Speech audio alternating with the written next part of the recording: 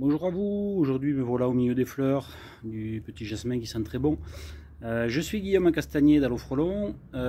Aujourd'hui je vais vous montrer un petit cas particulier, nid de frelons asiatiques qui vient d'arriver chez des gens, c'est-à-dire que on est encore début juin, les nids ne sont pas encore très gros cette année par rapport à la météo qu'il y a eu, ils ont pas mal ralenti, beaucoup ralenti au niveau de leur croissance par rapport au froid et à la pluie.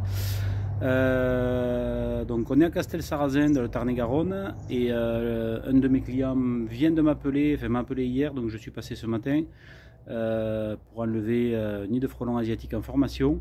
Alors normalement, un nid de frelons asiatiques, ça se construit avec une seule femelle au départ qui commence à pondre, les ouvrières commencent à naître, etc. Et le nid grossit de plus en plus. Et au fur et à mesure qu'il y a des ouvrières de plus en plus d'ouvrières qui bâtissent le nid grossit de plus en plus vite. Voilà. Sauf que là, c'est un petit peu différent. Le client, la personne m'a appelé. Elle a vu arriver une quinzaine de frelons en même temps qui ont commencé à construire un petit nid. Donc là, vous allez voir, ça ressemble à une petite galette, une petite boule qui est encore ouverte. Voilà, les frelons n'ont pas encore fermé ça.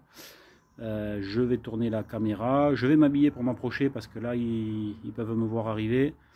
Je vais vous faire voir ça.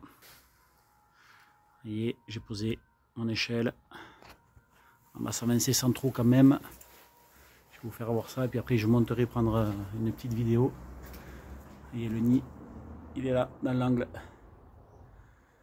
Je vais m'avancer et puis je vais vous faire voir ça de plus près.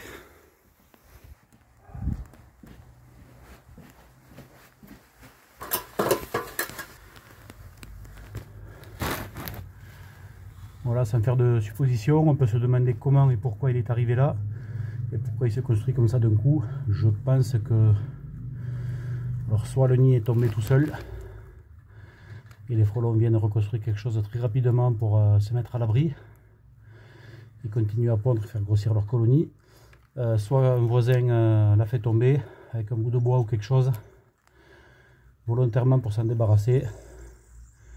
Et les frelons sont venus se déplacer très rapidement. Voilà. Donc je vais traiter. Petit coup de poudre avec ma poudreuse manuelle.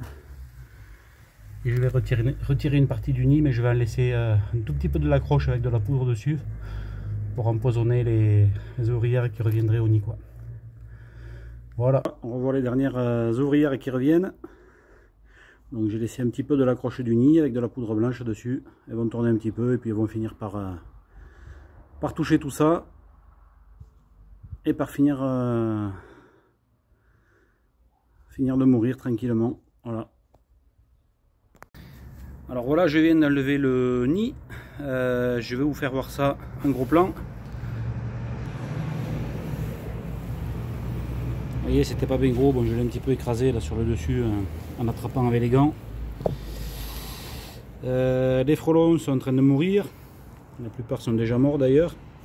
Est-ce que vous voyez dans les alvéoles comme des petits grains de riz? Donc ça, ce sont les œufs qui, si on n'avait rien fait, se seraient transformés en larves. Les larves en adultes, il y aurait eu davantage d'ouvrières pour